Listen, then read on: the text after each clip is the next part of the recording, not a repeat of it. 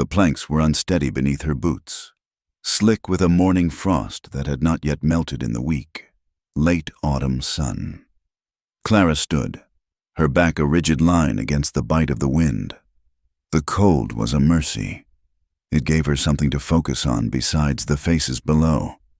Deadwood, Dakota Territory, 1878, a place that chewed up hope and spat out desperation. She was the latest piece of gristle. The auctioneer, a man named Silas Croft, who had once tipped his hat to her on this very street, would not meet her eyes. He cleared his throat, his voice unnaturally loud in the thin air, projecting toward the cluster of men huddled outside the saloon. "Gentlemen, what we have here is a special case," Croft announced, his words fogging in front of his face. "A labor contract, fully bonded. The debts of the late Mr. Alistair Dunn settled by the court." He meant her husband, Edward, a man who had chased gold, then silver, then the bottom of a bottle, leaving behind a stack of promissory notes that had devoured their dry goods store, then their small rented house, and finally, her freedom. This was not a slave auction, not like the ones she'd read about in hushed tones before the war. This was civilized. They called it a labor marriage, a way for a woman without means, without a man, to pay what was owed. She would be sold for household or farming help, her body and her time belonging to the highest bidder until the price was worked off. It was bondage by another name. A woman in the small crowd, bundled in a thick wool shawl, muttered just loud enough to be heard. "That's Clara Dunn, the proud widow. Always thought she was better than the rest of us." Another voice, rougher, spat tobacco juice near the platform. "Heard she can't even boil water proper. Thinks she's better than scrubbing floors. Does she?" Clara kept her eyes fixed on the gray, weathered siding of the building across the street. She would not look at them. She would not grant them the satisfaction of her tears. She had cried herself dry in the nights after the bank seized the house, after she'd sold her mother's locket for 2 days' worth of food. There was nothing left. Her jaw ached, locked tight. Her hands were fisted inside the thin fabric of her worn coat, her nails digging into her palms. Let them mock. Their words were just noise. The real pain was a cold. Smooth stone settled deep in her chest, a weight she had carried for 2 years, long before Edward's ruin. The loss of her child, the loss of Lillian, beside that chasm. This humiliation was a shallow scratch. "A strong woman! Gentlemen!" Croft bellowed, trying to build enthusiasm. "Fit for mending, cooking, cleaning a house. What am I bid for the contract? Shall we start at $50? Silence. The men just stared, their eyes lingering on her face, her hands, her worn boots. She was not young, not fresh. She was a widow of 28, worn thin by grief and hunger. She was not the tavern girl property they usually bid on. $30? Croft pleaded. "She looks half frozen," one man yelled, laughing. "Might not last the winter." "I'll give 5, another voice slurred, followed by coarse laughter. In the back of the small crowd, leaning against a support beam for the mercantile's awning, Rowan Briggs shifted his weight. He pulled his collar tighter around his neck, the rough wool scraping the scar tissue on his jaw. He hated this town. He only came in for supplies twice a season, and every time he regretted it. The noise, the mud, the smell of cheap whiskey and unwashed bodies. He was a solitary man, scarred inside and out, living high in the hills where the air was clean and the silence was honest. He had no use for town women, with their soft hands, their perfumes, and their endless, meaningless chatter. A man beside him, thick with drink even in the morning, nudged him hard in the ribs. "Look at that one, Rowan. A bit stiff, ain't she? Bet she'd warm up with a firm hand." Rowan ignored him, taking a slow drink from the tin cup of coffee he'd been nursing. "Go on, Briggs," another man goaded, his voice sly. "You're always complaining about that cabin. Bet she could sweep a floor. Or maybe warm your bedroll. You ain't getting any younger." Rowan shot him a look that silenced the man instantly. His eyes, the color of a winter sky, were cold and flat. He looked back at the woman on the block. He saw the set of her jaw. He saw the way her spine was straight as a rifle barrel. Even as the wind whipped her hair across her pale face, she wasn't looking at the crowd. She was looking through them. $10, the auctioneer said, his voice straining. Do I hear 10 for the labor bond? The man beside Rowan laughed again. Go on, Briggs. Buy her for a laugh. $10. Cheaper than a good dog. Rowan's gaze stayed on the woman. He saw the slight tremor in her hands, the only sign of her fear. He saw the pride. It was a stupid, pointless pride, the kind that got you killed out here. It annoyed him. He didn't know why he did it. Maybe to shut the men up. Maybe because the whole thing turned his stomach. He raised his cup, just slightly. $10, Rowan Briggs said. His voice was quiet, rough as gravel, but it cut through the murmuring. The auctioneer visibly sagged with relief. $10 from Mr. Briggs. A fine price. Do I hear 11? Do I hear 10 1/4? The crowd just snickered. Briggs? Buying a woman? He lived like a hermit, more wolf than man. They all knew he was buying her as a joke, a drunken dare. Sold! Croft slammed his small wooden mallet. To Mr. Rowan Briggs, for $10, to settle the debts of Edward Dunn. Rowan pushed himself off the post. He moved with a pronounced limp, his left leg stiff. He walked to the platform, dropped the silver coins into Croft's hand without a word, and then looked up at Clara. She stared back, her expression unreadable. She was preparing herself. For the grab, the shove, the leash. She expected cruelty, the casual brutality of a man who had just bought a human being for the price of 2 bags of flour. Rowan merely nodded. Once, toward the street. Get your things. She blinked. I have nothing. Her voice was a dry whisper. He grunted. He turned and walked away, not looking back to see if she followed. He didn't offer a hand to help her down from the planks. He didn't touch her. He just walked toward the stables. Clara stood frozen for a beat. The crowd was dispersing. The show over. She slid off the block, her legs shaking so badly she almost fell, but she caught herself. She straightened her back, tightened her jaw, and followed the scarred man, putting one boot in front of the other. He led her to a large bay horse and a scrawny pack mule, both loaded with supplies. He untied the horse, mounted in one fluid motion that seemed to ignore his bad leg, and then looked down at her. He gestured to the mule. You ride that. He didn't tie her hands. He didn't threaten her. He just waited. Clara grabbed the mule's frayed rope harness and pulled herself onto its bony back, her thin skirt hiking up to her knees. She ignored the cold on her skin. Rowan Briggs turned his horse's head toward the hills, and they left Deadwood. The journey was wrapped in silence. Clara had expected many things: yelling, demands, the rough, pawing hands of a drunkard. She had not expected this, the utter lack of words, the empty space he left around her. He left her dignity intact, and it was more unnerving than any threat. It left her alone with her own thoughts, and her thoughts were a barren, haunted land. They rode out of the muddy clutter of the town and into the pines. The track narrowed, climbing higher into the Black Hills. The air grew thinner, colder. Snow, which had been a fine dust in town, began to fall in earnest, thick white flakes that clung to the branches and muffled the sound of the world. Clara focused on the back of the man in front of her. He was broad, wrapped in a heavy canvas coat trimmed with fur, a rifle resting in a scabbard by his knee. He rode with an easy, watchful stillness, a man who belonged to this wilderness. She, on the other hand, was a ghost. She was the woman who had buried a child in a wagon camp in Kansas, struck down by a fever they had no name for. Lillian, her daughter, just 3 years old, a wisp of blonde hair and a laugh like a tiny bell. Clara's hands clenched the rope. She could still feel the agonizing lightness of Lillian's body as she'd carried her to the small, hand-dug grave.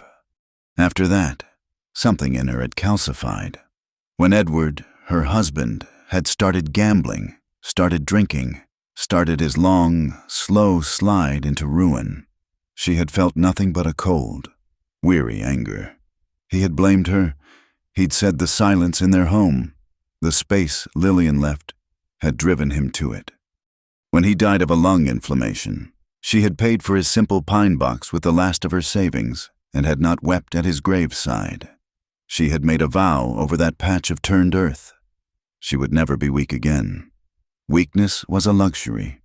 It was what allowed fevers to take children and whiskey to take husbands. She would be hard. She would be stone. She would survive.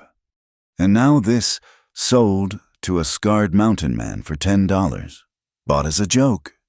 She swayed on the mule's back, her body numb with cold, her stomach a tight, aching knot of hunger. She hadn't eaten since a piece of stale bread the previous morning, but she would not ask.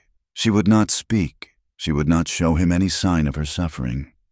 They rode for hours.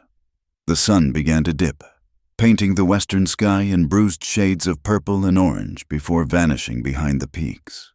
The snow thickened, and the wind began to howl through the high passes. Rowan stopped only once. He dismounted, walking into the trees for a moment, then returned and checked the saddlebags on his horse. He glanced back at her. He could see her, rigid on the mule. Her face was bloodless, her lips tinged with blue. She was holding the rope in a white-knuckled grip, her body trembling slightly, but whether from cold or fear, he couldn't tell. He'd expected tears. He'd expected pleas, the whining of a town woman ripped from her comforts. He got nothing but this terrible, stubborn silence. She was tougher than she looked. There was a strange grace in the way she held herself, even in her misery. It was the same pride he'd seen on the auction block. It still annoyed him. "We're almost there," he said. His voice sounded loud in the snow-filled quiet. Clara just nodded, a tiny, jerky motion. She didn't trust her own voice. They pressed on as the last of the light bled from the sky, and the world became a confusing landscape of white snow and black trees.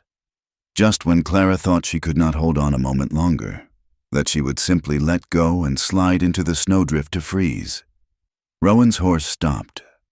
They were in a small clearing, protected on three sides by a high ridge of rock and thick pines. A cabin sat in the middle of it. It was not a home. It was a box made of rough-hewn logs, chinked with mud that was cracking from the cold. A thin ribbon of smoke curled from the stone chimney, but it was a weak, pale smoke. The roof was heavy with snow. A wooden shutter on the single window was broken, hanging by one leather hinge, and it thumped against the logs in the rising wind. Thump, thump, thump.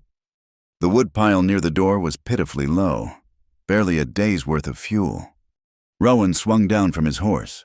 He walked to the mule and, without a word, grabbed the rope and led the animal toward a small, leaning shed that served as a barn. Clara sat, frozen, until he came back. "Get down." She tried. Her legs were numb, unresponsive. She slid, rather than dismounted, landing hard on the packed snow. She gasped, the cold shocking her, but she pushed herself up immediately. Rowan watched her for a second, his face hidden in the shadow of his hat. He turned and pushed open the cabin door. The inside was one room. It was bare, icy, and smelled of wood smoke, old leather, and something metallic, like cured blood. A cold hearth dominated one wall. A narrow cot with a pile of furs was shoved against the other. A single rough table and two stools stood in the center. It was the cabin of a man who did not live, but merely existed.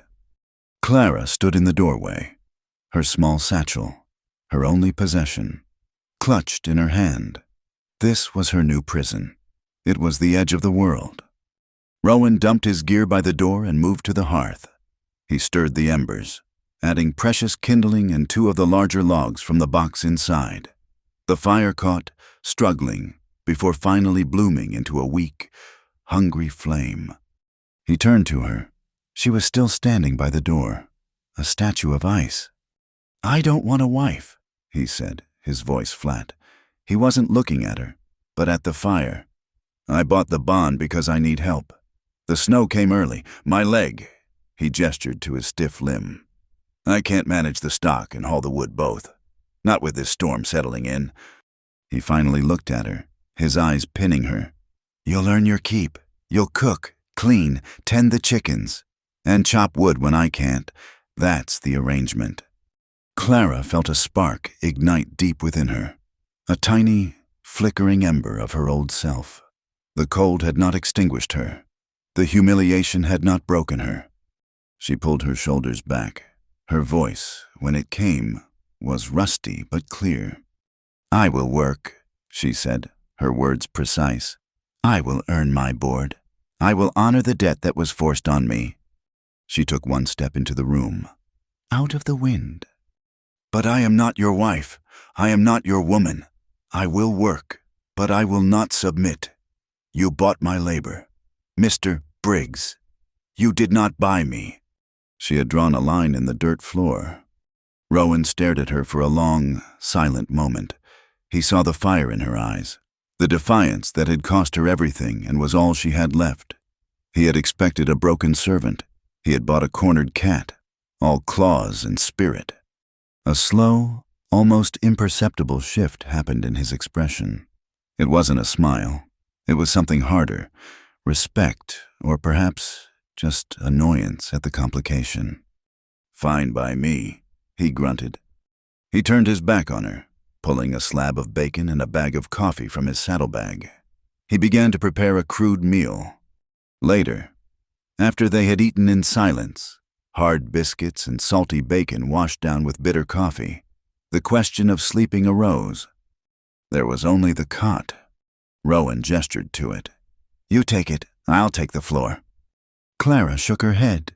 "No." He stopped, a tin cup halfway to his mouth. "What?" "I will not take your bed." It was about the line. Taking his bed felt like a concession, a step toward a domesticity she refused. It felt like submission. "I'll sleep by the fire." She moved to the hearth, taking her small satchel for a pillow, and sat on the cold, hard floorboards. Rowan watched her, his expression darkening. "Don't be a fool. The floor will suck the heat right out of you. You'll freeze before morning." "I will be fine," she said, her voice tight. "It's stupid pride." "Woman, get in the cot." "No." He let out a sharp breath, a sound of pure exasperation. He looked at her stubborn back, her thin shoulders shaking slightly from a chill she would not admit to. This was not the arrangement he wanted. He wanted simple help, not a battle of wills. For nearly an hour, he sat at the table, cleaning his rifle, the scrape of the oiled rag the only sound besides the wind and the thump, thump, thump of the broken shutter. Clara did not move. She sat upright, staring into the flames, her body aching with cold and exhaustion. But she would not lie down. She would not give in. Finally, Rowan stood. He walked to the cot and grabbed the heaviest of the furs, a thick, dark bear pelt. He walked over to her and, without a word, he threw it. It landed heavily on her shoulders, enveloping her.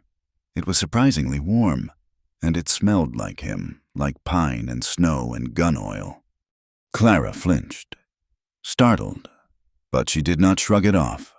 Her body betrayed her, craving the warmth. Rowan said nothing. He went back to his side of the small room, unrolled his bedroll on the floor, and lay down with his back to her, his rifle resting within arm's reach.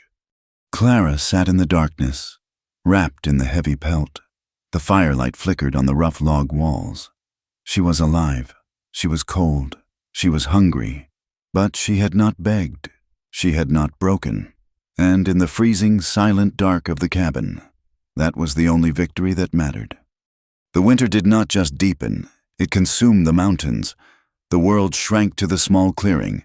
And then, as the snow piled higher than a man's head, it shrank further, to the cabin itself and the narrow path dug between it and the leaning barn.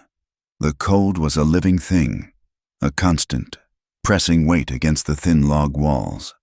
The sun was a pale rumor, seen for barely an hour a day before it slipped back behind the jagged, snow-drowned peaks. The rhythm of their lives was dictated by survival.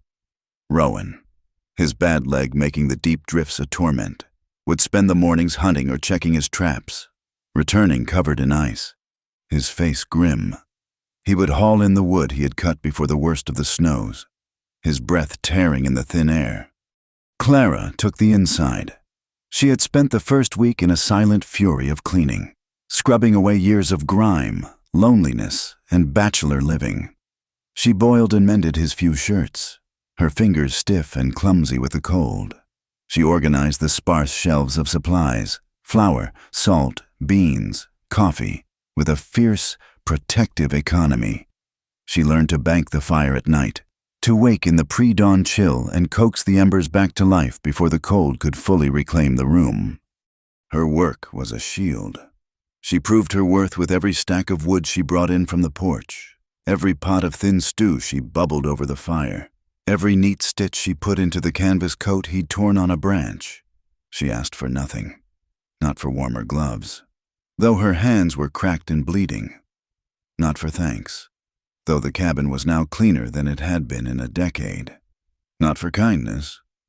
She expected none. He gave none. He offered only a gruff, silent acceptance of her presence. He ate what she cooked. He wore the clothes she mended. He watched her. Rowan watched her in secret moments, when she thought he was cleaning his rifle or staring into the fire. He watched her from the corner of his eye as she stood at the cabin's single window, brushing clinging snow from the shoulders of her thin coat, her profile etched against the blinding white of the outside world. He saw her, after bringing in buckets of snow to melt for water, crouch by the hearth, rubbing her raw hands together, her face tight with a pain she refused to voice. She was not soft. He had been wrong about that. Town woman or not, there was a core to her, a braid of willow and iron. She bent in the wind, but she did not break. He'd seen her slip on the ice-slick path to the barn, falling hard. He'd started to move, but she was up before he'd taken a step. A silent gasp, her only complaint, brushing herself off and continuing on. This stubborn, quiet resilience began to stir something in him. It was not kindness. It was a grudging, unwelcome curiosity. It was a crack in the frozen ground of his own isolation. He found himself in the barn one afternoon, repairing a piece of harness, the leather stiff and cold in his hands. His injured horse, a big roan gelding with a long, healing gash on its hind leg from a wolf trap, stood in the next stall. Clara was in there, finishing her chores. He'd told her to leave the horse to him, but she hadn't listened.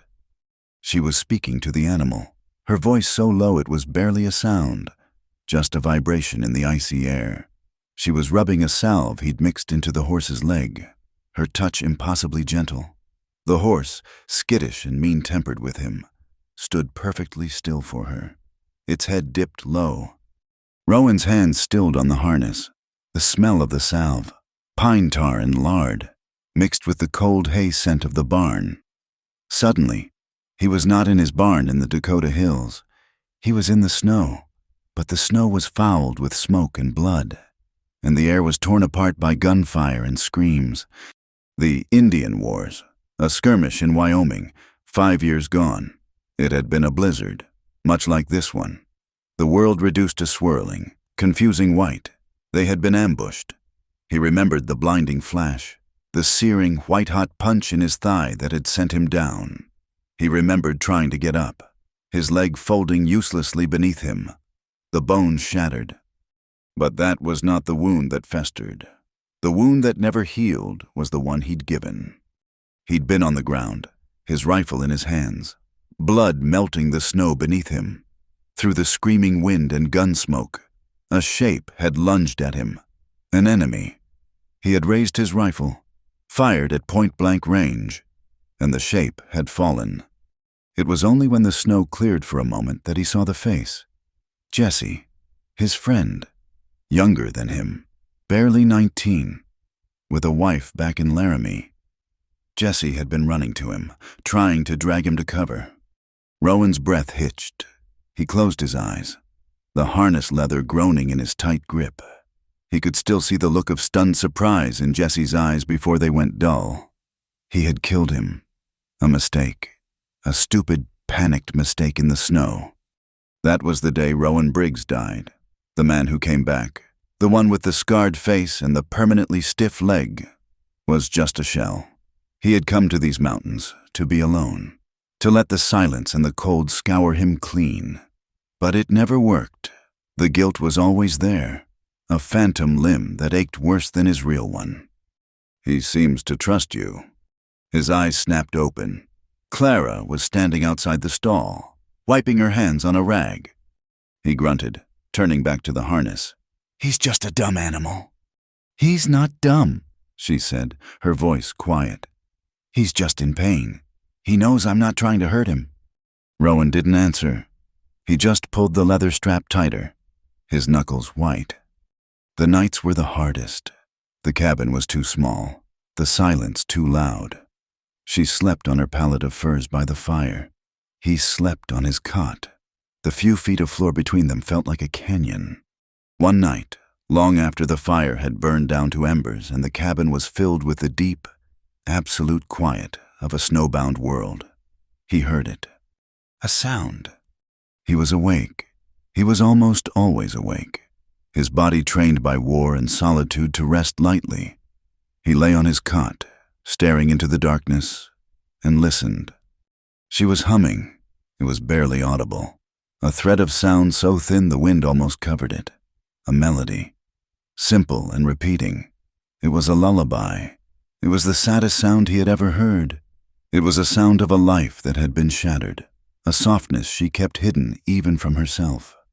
Rowan closed his eyes. He put his arm over his face, as if to block it out. The sound slipped past his defenses, touching a place in him that he had thought long dead. He lay there, rigid, listening through the wall of the night until the humming faded back into silence. The next day, the real storm hit.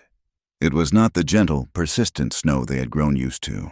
This was a howling, white fury that descended from the north. The wind screamed, a high-pitched, relentless shriek that sounded like 1,000 voices crying. Snow blasted horizontally, erasing the sky, the trees, the barn just 20 yards away. For 3 days, they were prisoners.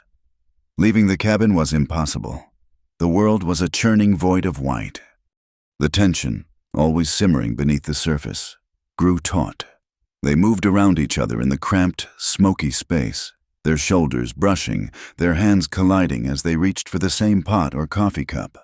The small routines of survival became fraught. On the second day, they argued. It was a stupid, pointless flare of action. Rowan was trying to chip jerky from a frozen slab, his knife slipping. "You're dulling the blade," Clara said, her voice sharp. She was kneading a stiff dough for biscuits, her hands covered in flour. "You should heat it by the fire first." He slammed the knife down on the table. "I know how to cut jerky. I've been feeding myself a long time. Woman." "And from the state of this cabin." "You've been doing it badly," she snapped back, her own nerves frayed raw by the confinement and the endless, screaming wind. He stood up, his height filling the small room, his shadow falling over her. His face was dark. "You're here to work, not to manage my affairs. You forget your place." The words hung in the air, cold and ugly. It was the first time he had thrown his ownership in her face. Clara's face went white. She stopped kneading, her hands frozen in the dough. She looked at him, her eyes clear and cold as ice. She said nothing. She simply turned her back to him, wiped her hands, and went to the window, staring out at the white oblivion. The silence that followed was heavier and more suffocating than the storm itself. Rowan slumped back onto his stool, the anger draining out of him, leaving a sour, metallic taste. He hadn't meant it. Not like that. He picked up his knife and went back to the jerky, his movements clumsy and angry. They did not speak for the rest of the day. They cooked in silence. They ate in silence. They sat on opposite sides of the hearth, the storm wailing outside, the unsaid words a poison in the air. That evening, the silence had stretched for hours. The wind was a low moan. Clara sat mending a tear in his canvas coat, her stitches small and perfect. Rowan was carving a piece of pine, wood shavings collecting at his feet. The repetitive, scraping sound of his knife was the only sound in the room. Clara stopped sewing. She looked at his left leg, stretched out stiffly toward the fire. The storm, the fight, the confinement. It had worn her down. She had to know. She had to break this terrible quiet.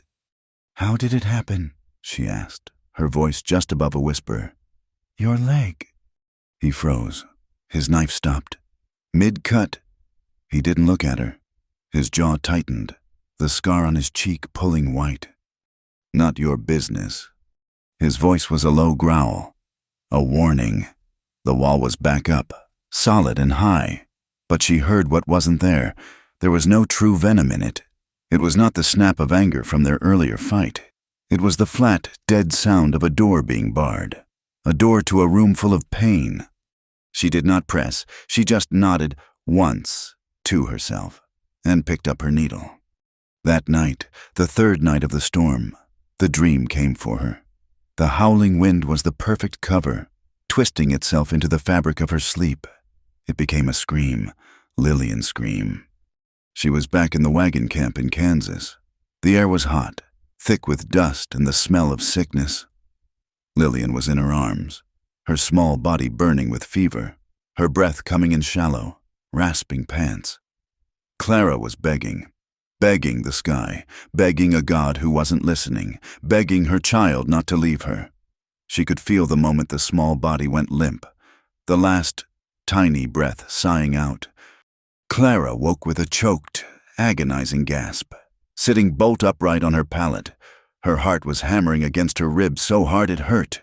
She was suffocating. The cabin was pitch black. The fire burned down to a few dull red coals. The wind moaned, a low, mournful sound. She was shaking, her whole body convulsed with a grief so cold and so total it felt like death.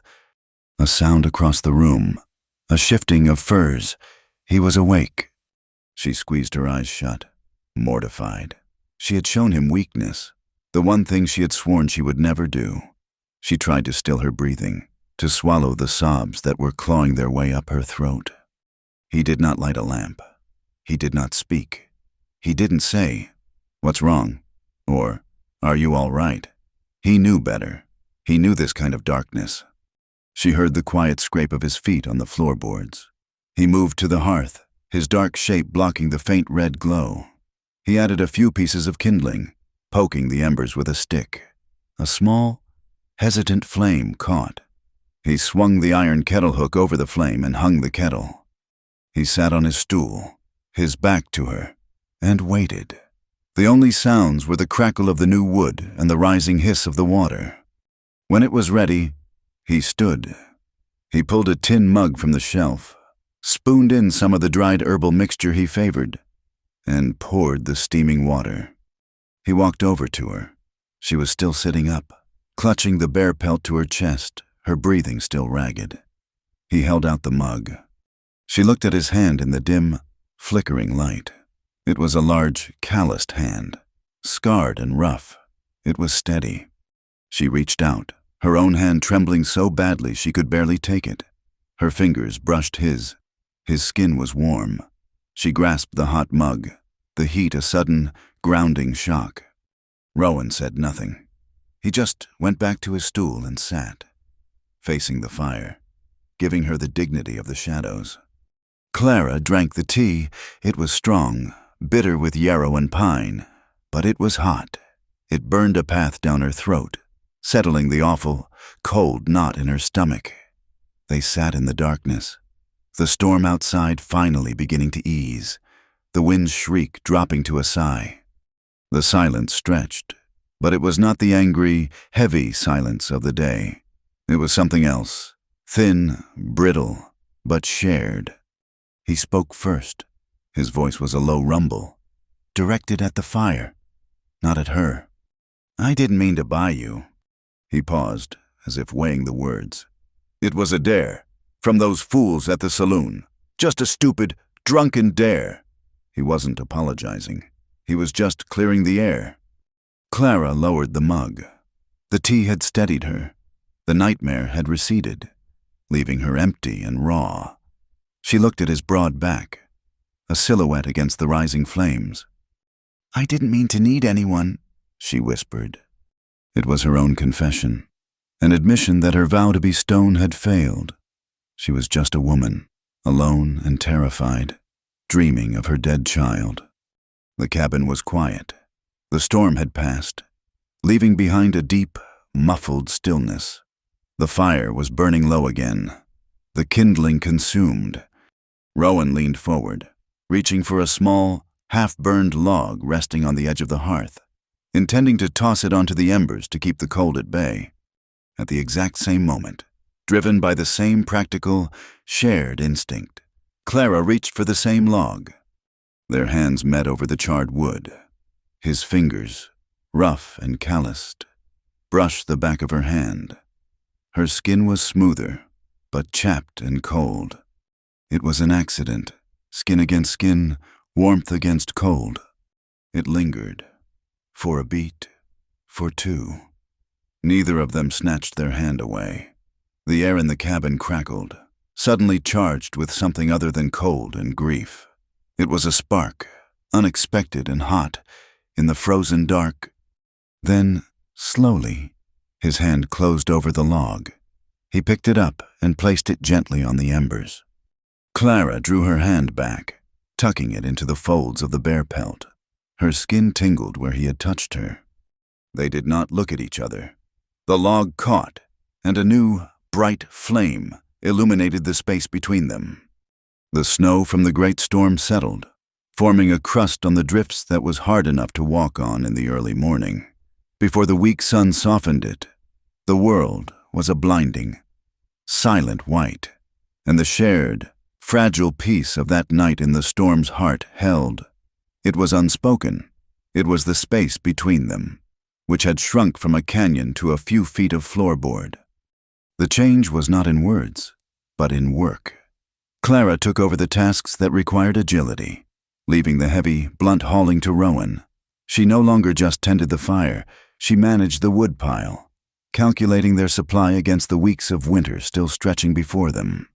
She took full charge of the 4 remaining, half-frozen chickens in the shed, treating them with a fierce, maternal protectiveness.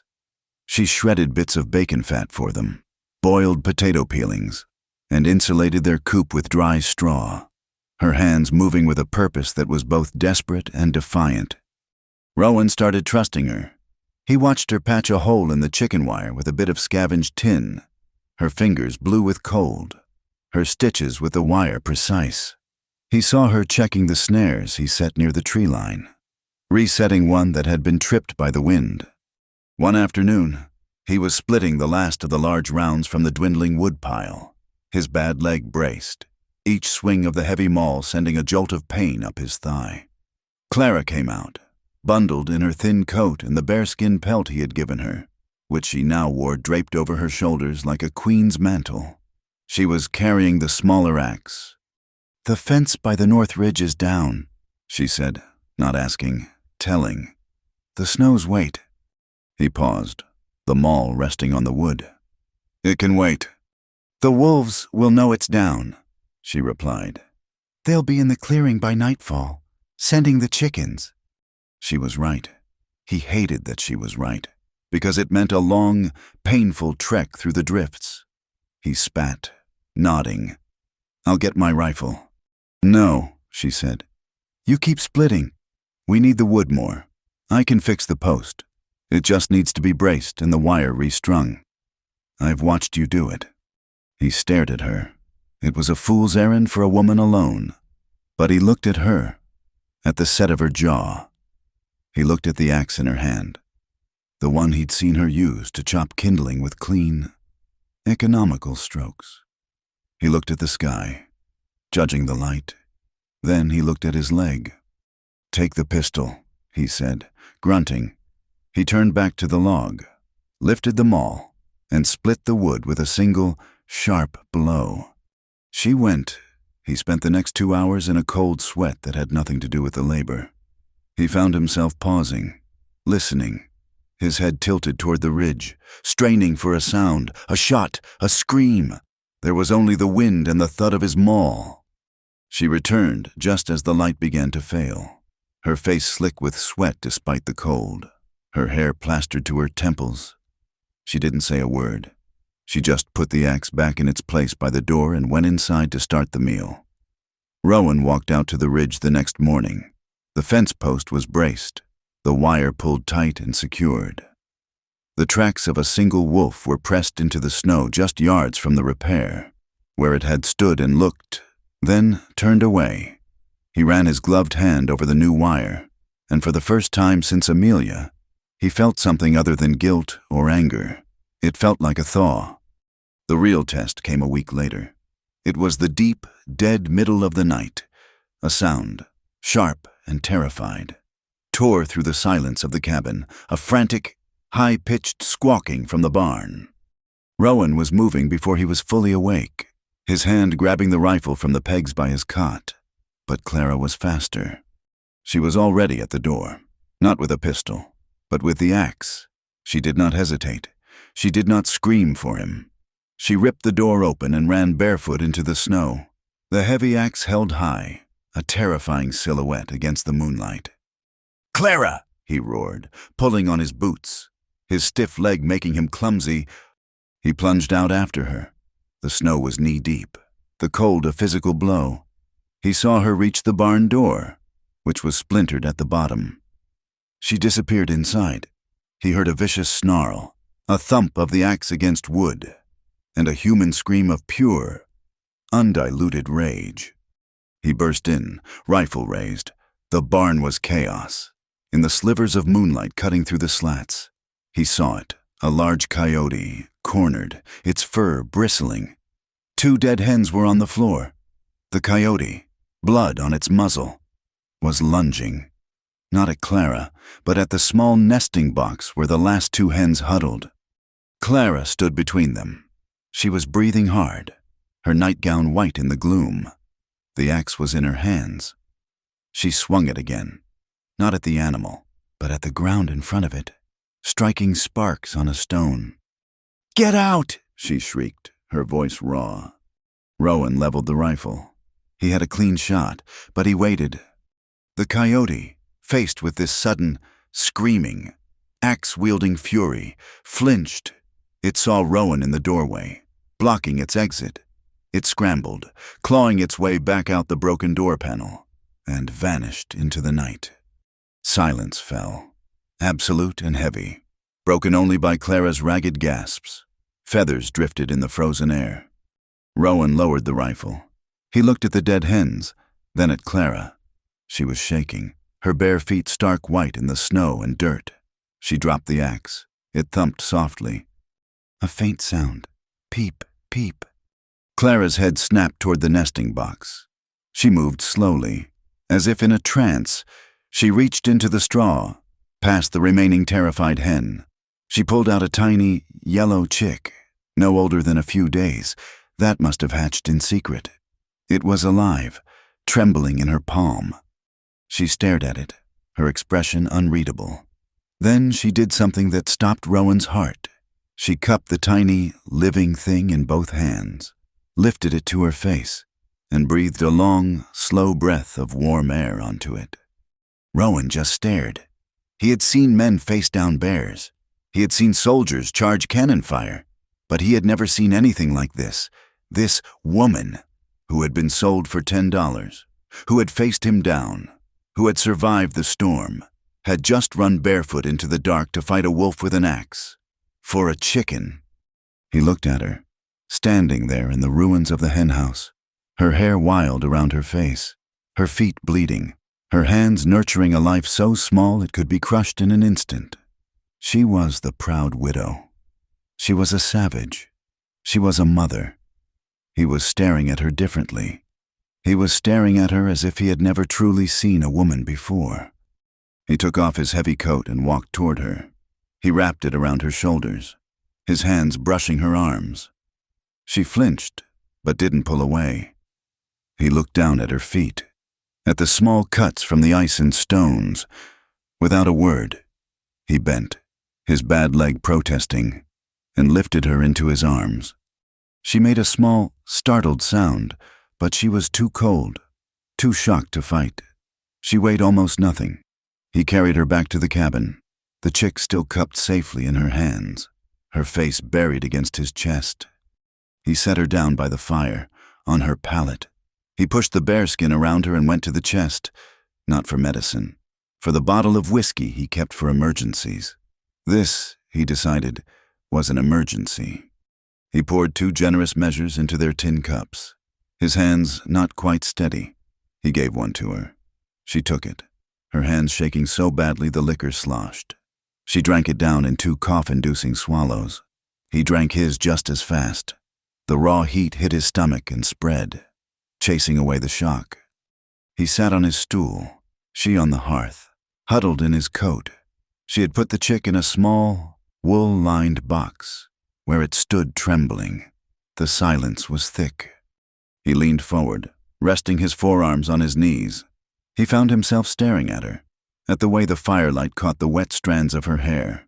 He saw the scratch on her cheek where a splinter of wood had grazed her. "That was a fool thing to do," he said, his voice rougher than he intended. She was still looking at the chick. "I know." He leaned closer. He could smell the cold night on her skin, and the faint, copper scent of blood from her feet. He didn't know what he wanted. To tell her she was the bravest thing he'd ever seen, to touch the scratch on her cheek, to feel her breath on his face, as she had given it to the chick. He leaned too close. His shadow fell over her. She looked up, her eyes wide, dark in the firelight. He saw her breath catch. He saw fear, but not of him. It was a different fear. He stopped. He saw himself in her eyes. A scarred, rough man, leaning over a woman he owned, a woman he had just carried. He felt a wave of self-loathing so strong it tasted like bile. He was no better than the men in town. He jerked back, snatching his hand away as if the fire had burned him. He stood abruptly, turning his back to her, ashamed. He ran his hand through his hair. "Go to sleep," he muttered. But the moment had broken something.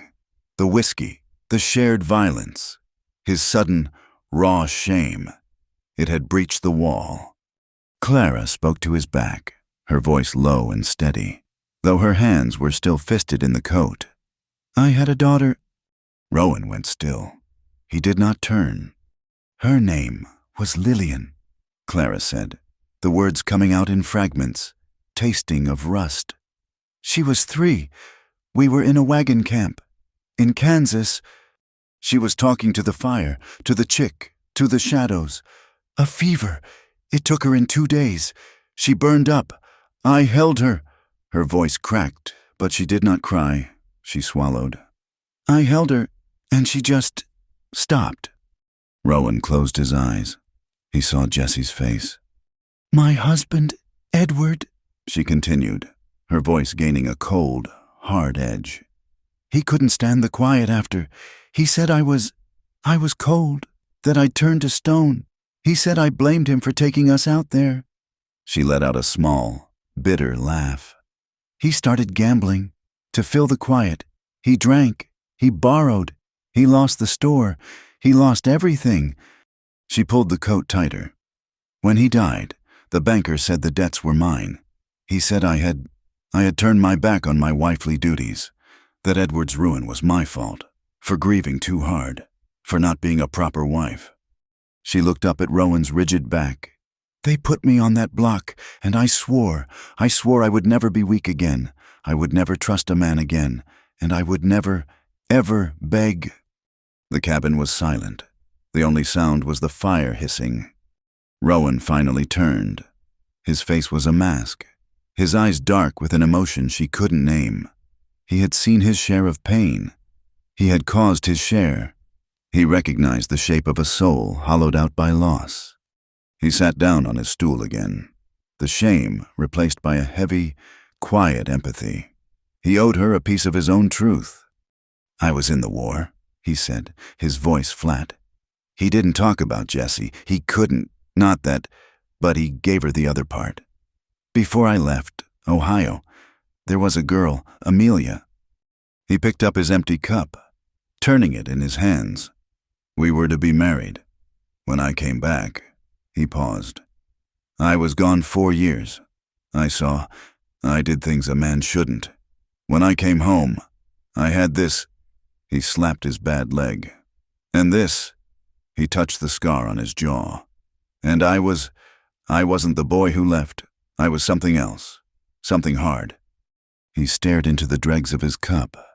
"She married another man, a merchant, had 2 sons. She told me she was afraid of me, of my eyes. Said I looked like I was haunted. She was right." He set the cup down. "So I came west, came up here, the silence in the mountains. It's cleaner than the silence of people." They sat by the fire, the ghosts of a dead child and a lost love filling the small space between them. The silence was finally soft. It was not empty. It was full. Clara looked at him. Her hair, unbound, was falling loose around her shoulders, damp and curling from the snow. It softened the harsh lines of her face. She looked at his leg, stretched out toward the fire. Slowly, she moved. She shifted from her pallet, kneeling on the rough floorboards beside his stool.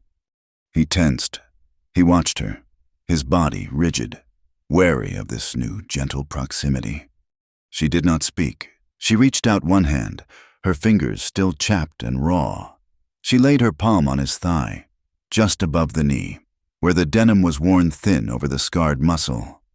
Rowan flinched, a sharp, violent intake of breath. His entire body went taut as a bowstring. No one had touched the wound, touched him, in years. He looked down at her hand. He wanted to pull away, to stand up, to yell at her not to touch him. But he didn't. He let her. Her hand was light. It was not a gesture of pity. It was not a lover's caress. It was a simple, profound acknowledgement. "I see you. I see your pain. It is real." He let out his breath, a long, shuddering sigh he hadn't known he was holding. He sat, frozen, and let her touch him. After a long moment, she drew her hand back, her gaze meeting his. Nothing was solved, but they were no longer strangers. The next morning, the world was bright and cold. The truce of the night held. Clara was bandaging her feet when a sound came from the trail. A horse pushed hard through the deep snow. Rowan grabbed his rifle. "Inside. Stay away from the window." He stepped onto the porch. A man on a horse, its flanks lathered, waved an arm. "Rowan, it's me, Jeb." Rowan lowered the rifle, but his posture remained tense. "What is it, Jeb? You're a long way from Laramie." The man, old and weathered as a piece of driftwood, slid from the saddle. He stumbled, catching himself. He saw Clara standing in the shadow of the doorway. His eyes widened. "Jebediah, get inside." Rowan pulled him in. Clara handed the man a cup of hot coffee from the pot. He drank it, his hands shaking. "Rowan, I rode all night. There's trouble from Deadwood." Rowan's face went flat. "What trouble?"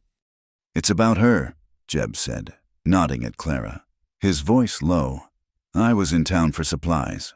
That banker, Harris, and the auctioneer, Croft, they're saying the sale was illegal. That you stole her?" "I paid," Rowan said, his voice a low growl. "They say she was sold under false pretenses, that her husband's debts were far greater, that the labor marriage contract is void. They're saying you took her for $10 when she was worth $100 in debt. They've convinced the new deputy. They're forming a party. Rowan, they're coming to get her, to bring her back. they're calling it reclamation. The room went utterly still. The outside world, which they had held at bay for weeks, had just smashed their door down. Rowan looked at Clara. Her face was pale, but her back was straight. He turned back to Jeb. When? A day, maybe two. They're waiting for the trail to clear. After Jeb had watered his horse and left, promising to watch the lower pass, the silence in the cabin was heavy. Rowan was checking his rifle, his movements economical and deadly. He didn't look at her. You can stay, he said. It was not a question or an offer. It was a statement of fact. They won't take you. Clara was standing by the hearth, where she had been all along. She thought of running. She thought of hiding. But she looked at this man, who was preparing for a fight that was not his. I don't want your protection, she said. He stopped, his hand freezing on the rifle stock. He looked at her. She met his gaze, her own clear and unwavering. I will not be a piece of property, fought over like a stray cow. This is my debt, my name. It was the pride he'd seen on the auction block, but he understood it now. They'll drag you back. Clara! Then they will drag me back, but I will not hide behind your gun. He saw the line she was drawing. She was not rejecting him. She was rejecting the world that had done this to her. He nodded, once, and went back to cleaning his rifle. She did not pack her things. She did not try to flee into the snow. She put on her boots, wrapped her feet, and went out to feed the single hen and the tiny chick. She did not want his protection, but she did not leave. That night, the cabin was a fortress. The broken shutter was barred. The rifle lay on the table. The axe was by the door. Sleep was impossible. Rowan lay on his cot, staring at the shadows on the ceiling, every nerve alert. Clara lay on her pallet by the fire, her back to him. The hours stretched. Finally, long after midnight, Rowan's breathing deepened. The tension of the day had exhausted him. He slipped into a light, restless sleep, his hand still resting on the knife at his belt. Clara turned. She was not asleep. She had been watching him, watching the firelight play over the hard lines of his face. Silently, she rose from her pallet. She moved like a ghost across the few feet of floor. She knelt by his cot. She looked at him, the scarred face, the exhaustion, the man who had bought her as a joke, and who was now willing to kill for her. He was just a man, asleep, vulnerable. She reached out, her hand hesitating. Then, so lightly he did not stir, she laid her palm flat on his chest, over his heart. She felt it, the steady, slow, strong beat, the warmth of him, seeping into her cold skin. She felt his breath rise and fall beneath her hand. She knelt there in the darkness, a sentinel, watching him breathe, feeling the simple, solid proof of his life. It was an anchor in the terrifying quiet. She was not just protecting herself.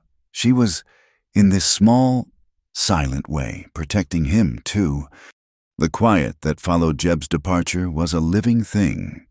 It was the sound of a trigger being pulled, the long, terrible silence between the hammer's fall and the explosion. They were waiting. The snow-covered mountains, once a silent refuge, now felt like the walls of a trap. Clara, however, did not wait passively. The woman who had been a frozen statue on the auction block was gone. The threat, the shared danger, had forged her into something new, or perhaps had burned away the ash to reveal what was always there. Rowan had, in a gesture of rough practicality, given her a pair of his old boots. They were too large, but stuffed with rags. They were warmer and stronger than her own worn-out shoes.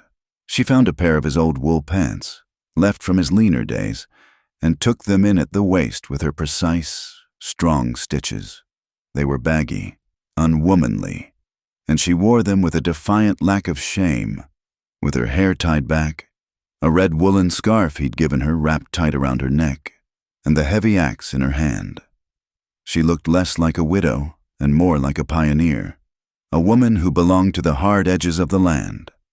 When she worked outside now, she wore the pants. She moved with a freedom she had never known in skirts, splitting kindling with a solid, practiced rhythm, her body strong and capable. Rowan watched her. He watched her check the fence line, the pants tucked into his boots, the axe balanced on her shoulder. He watched her move, and it twisted something inside him. This was not the broken thing he had bought for laughs. This was a woman of fire and iron. She was becoming herself again, a self she hadn't known existed. And his feelings, which he had buried deeper than the winter frost, began to grow. He had kept his soul locked in ice for years, convinced he was a husk, a man who had killed his own friend. He was too broken for this. He was too old. He looked at his scarred hands, his useless leg. He remembered Amelia's face, the fear in her eyes when he'd returned from the war.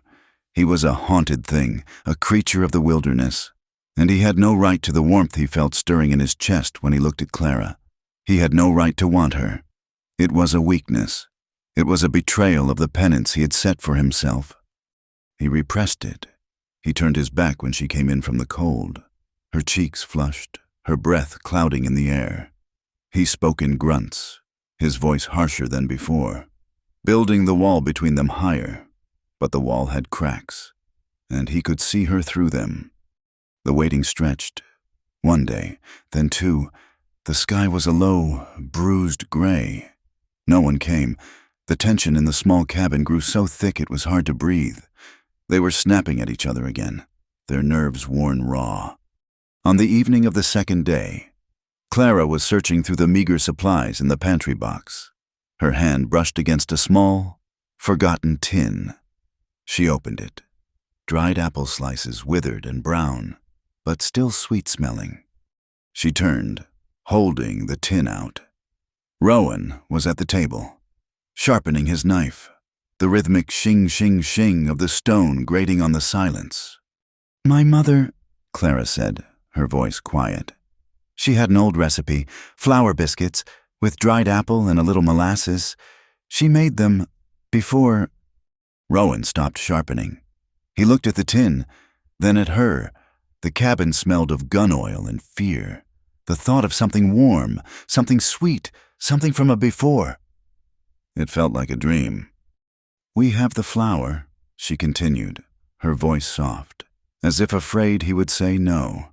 "And there's molasses in the jar. It would be good." He looked at her, at the hope in her eyes. A hope for a simple thing. A biscuit.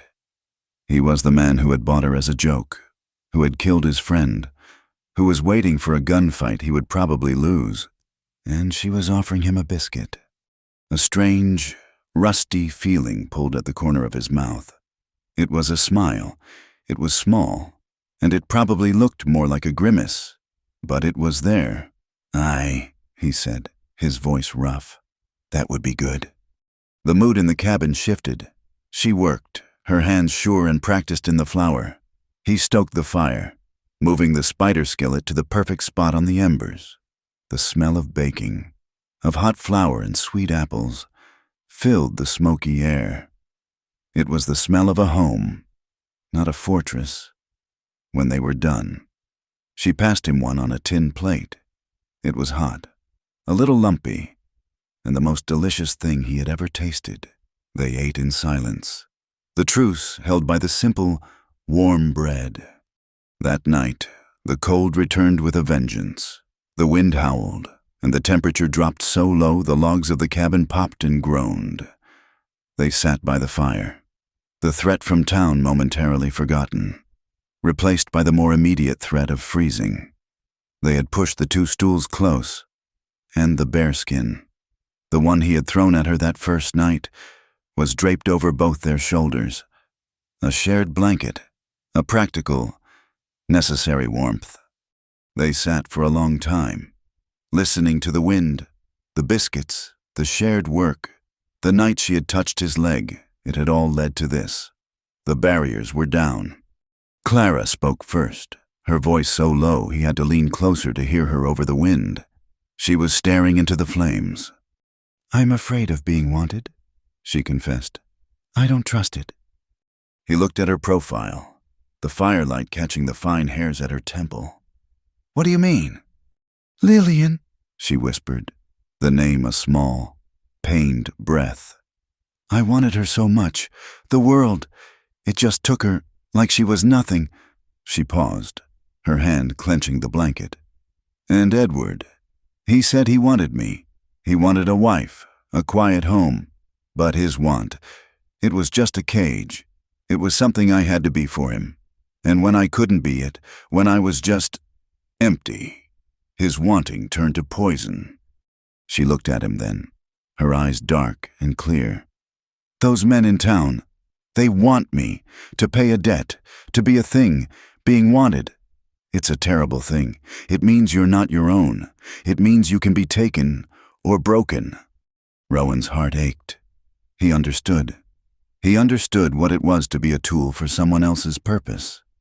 He slowly, gently, reached out and took her hand. It was chapped and cold, resting limply in his. He held it, his thumb rubbing small circles on her knuckles. I'm afraid of needing anyone again, he said, his own confession tasting like ash. When I was in the war, I needed my friend, Jesse. I needed him to have my back, and I shot him, by mistake. The words were out. He had never spoken them aloud. He felt dizzy, sick. I needed him, and I killed him, he whispered, his grip tightening on her hand. And Amelia, I needed her to see me, the man I was. But she couldn't. She just saw the monster, needing someone. It's a vulnerability. It's how you get destroyed. It's better to be alone. It's safer. They looked at each other. Two broken people, their deepest fears laid bare. Two hands, clasped together in a shared blanket. Clara did not beg. She did not cry or ask for comfort. She just held his gaze. And then, slowly, she leaned closer. It was just a small movement, a few inches, a question. Rowan's breath hitched. He did not lean away. He met her, his scarred face moving toward hers. Their first kiss was slow. It was reluctant. It was the taste of cold air, wood smoke, and the lingering sweetness of apples. It was chapped lips and the scrape of his beard. It was clumsy and hesitant. It was a kiss of fear and profound loneliness. Then, something shifted. The simple press of mouths became a need. The loneliness, the fear, the waiting, the threat of death. It all poured into it. The kiss turned hungry, desperate. His hand left hers to cup the back of her head, his fingers tangling in her loose hair. Her other hand came up to grip his shoulder, holding on as if she were falling.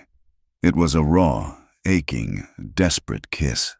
A kiss that said everything they couldn't. And just as quickly, they stopped.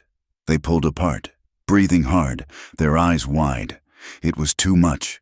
The cabin was too small, the night too cold, the threat too near. They had said too much, felt too much. They broke apart and sat in a new, vibrating silence, neither one able to look at the other. The next morning, the sound of a horse came. Not a party, a single rider. Rowan was at the door in an instant, rifle in hand. Stay back, Clara! A man in a thick coat, wearing a deputy's star, reined in his horse just yards from the porch. He looked nervous, but self-important.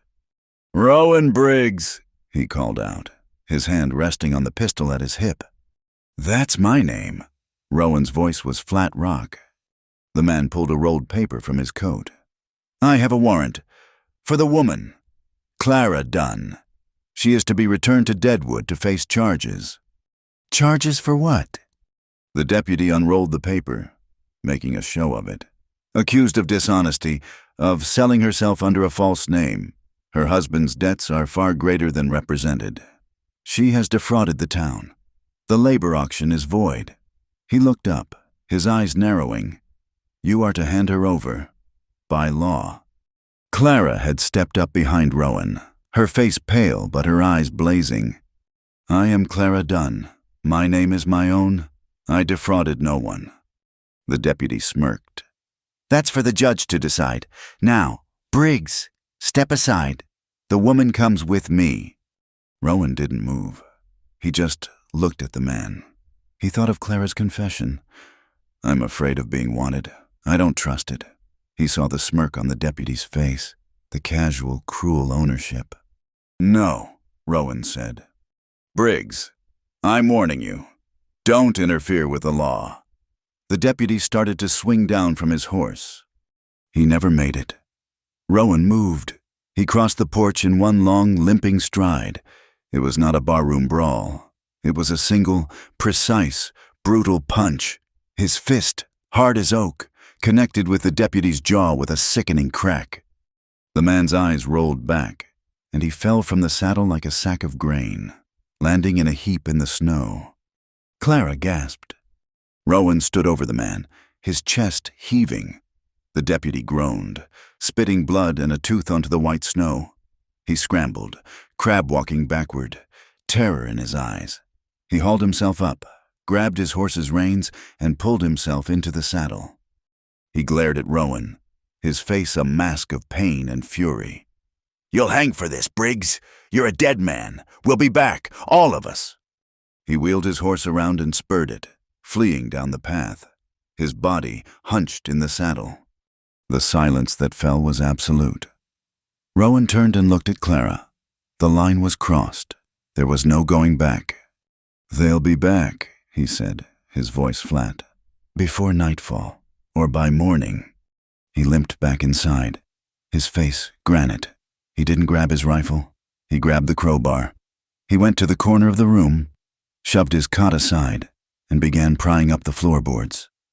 The frozen earth beneath was hard.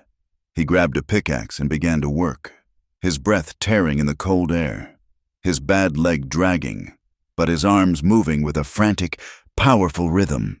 He was digging a hole. Clara watched him. "What are you doing?"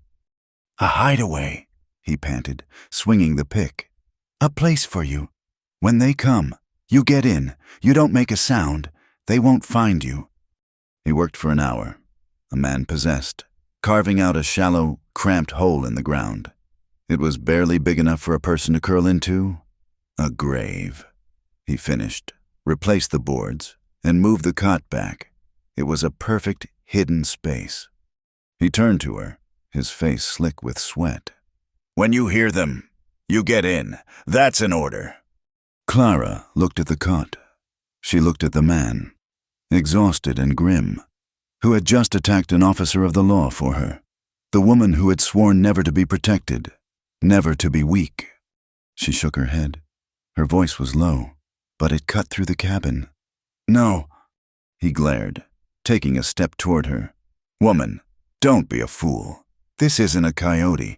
This is a dozen men with rifles." "I know," she said. She stood taller. "I will not hide in a hole while you fight for me. I am not a parcel to be hidden, or a child to be protected." She walked to the wall and took down the smaller axe. She tested its weight. "I'll not hide while you fight." Rowan stared at her. He saw the woman who had run into the barn. He saw the woman who had met his kiss. He saw the woman who was willing to stand, to fight, and to die. As long as she was standing on her own feet, his anger, his fear for her, it all drained away, replaced by that same aching, grudging awe. He had bought a servant. He had found a soldier. He nodded. Once. He went to the table and began to load the second rifle. The sun set. The world went from gray to a deep, bruised purple, then to black. They barred the door. They covered the window. They sat by the small, banked fire, the cabin a powder keg waiting for a spark. And then the snow began to fall. Not a storm, just a soft, silent, steady fall of white flakes. It was beautiful, and it was deadly. It would muffle the sound of their approach. The waiting was a physical torment. They were two people in a box, waiting for death. This was their last night. Rowan looked at her. She was watching the fire, the axe resting by her stool. All the barriers were gone. The past, the debts, the scars, the ghosts. None of it mattered in the face of the morning. He reached out his hand, not to take hers, but to touch her face. His rough, calloused fingers brushed her cheek. She didn't flinch. She leaned into his touch, her eyes closing for just a second. He moved from his stool to his knees. In front of her, he looked at her, truly looked at her. The kiss this time was not hesitant. It was not hungry. It was a kiss of farewell. It was slow and deep and full of a terrible, profound sadness. When they broke apart, she looked at him. Her pride was gone. Her fear was gone. There was only the now, this one night. "Rowan," she whispered. He lifted her, as he had from the barn, and carried her the few feet to her pallet, to the bearskin. He laid her down gently.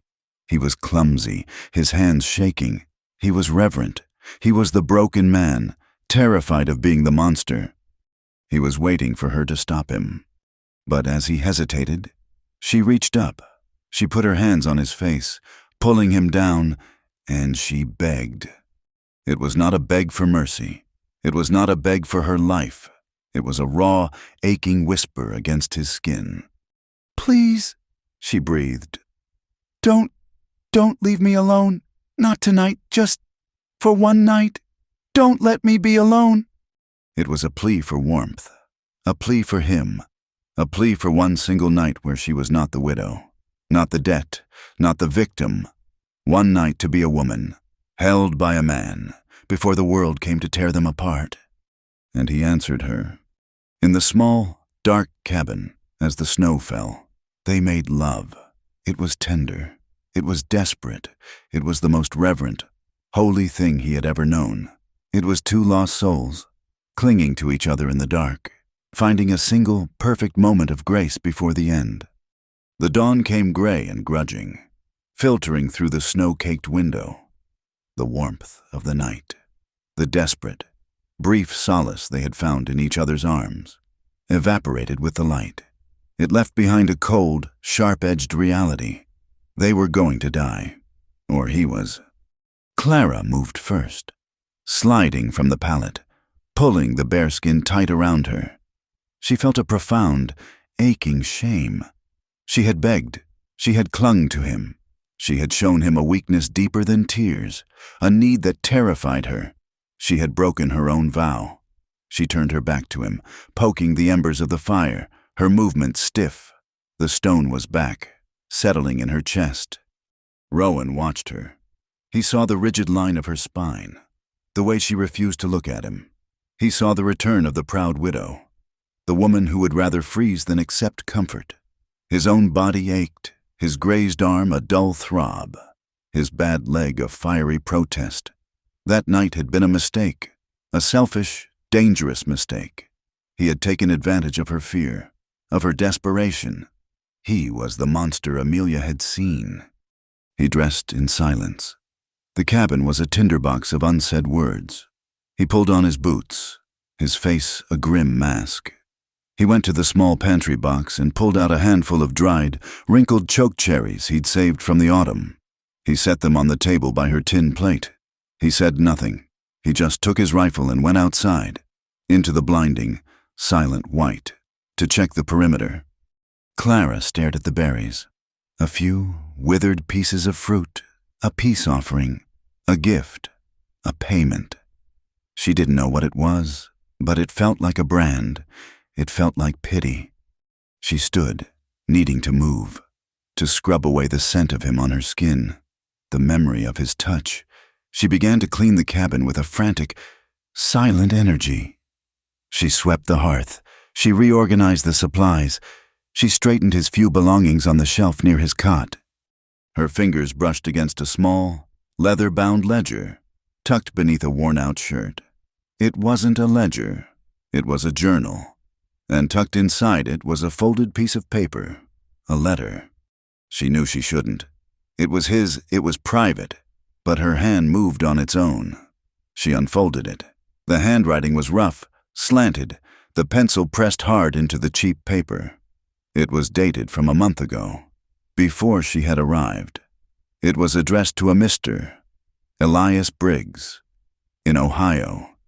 It was half-written, and it had never been sent.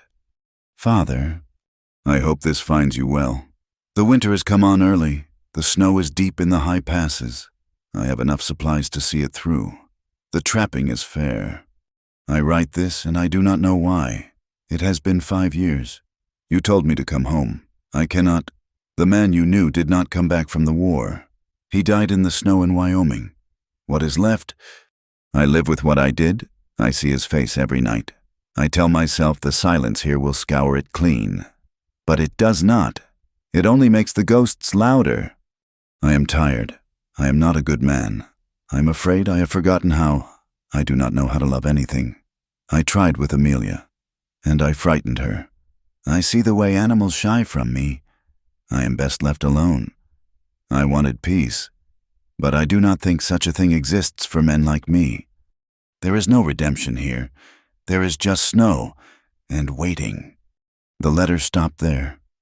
Clara's hands were shaking. She refolded it, her throat tight. He sees his face every night. I do not know how to love anything. She had begged this man for warmth. This man who was hollowed out by his own ghosts, who believed himself a monster. She had taken from him what he did not have to give. The shame she felt was no longer for her weakness. It was for his. She put the letter back, her movements precise. She didn't know what she felt. A vast, hollow ache that echoed his. When he returned an hour later, his face was rimed with frost, his eyes bleak. The trail was empty. No one was coming. Not yet. He sat at the table, saying nothing. He pulled a piece of pine from his pocket and his knife, and began to carve. He worked for a long time. The scrape of the blade, the only sound. Finally! He pushed the finished object across the table.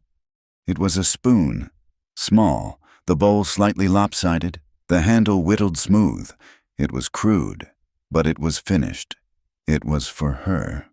Clara looked at the spoon. She looked at the withered berries.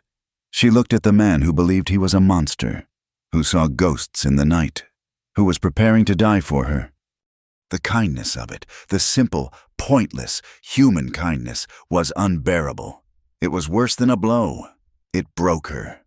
"Stop it," she whispered, her voice shaking. Rowan looked up, his knife stilling. "What?" "Stop this," she said, gesturing to the spoon, the berries. "Stop being kind. I am not your wife. I am not your concern." Her voice rose, gaining a sharp, hysterical edge. "You bought me, Rowan, $10, as a joke. Is this part of the joke?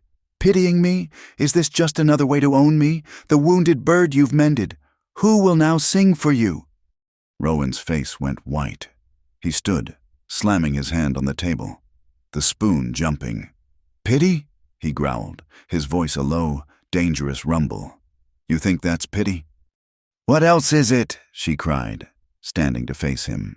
"You see a broken thing, and you want to fix it. You want to save me, so you can save yourself. I am not your redemption. Rowan Briggs." He grabbed her arms. His grip was iron, but it didn't hurt her.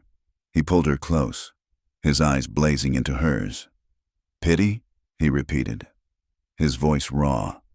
"I watched you stand on that block, with your back straight, while those men tore you apart with their words. I watched you run barefoot into the dark with an axe to fight a wolf. I watched you face down a storm that would have killed a lesser man. You are the bravest, most stubborn, most alive person I have ever met." He shook her, just slightly. "You are not broken. You are bent. We are both bent. But you will not break." He let her go, shoving her back, disgusted with himself, with her, with the whole world. "That is not pity," he spat. He turned his back on her, grabbing his coat. "It is something else, and I have no right to it." He left.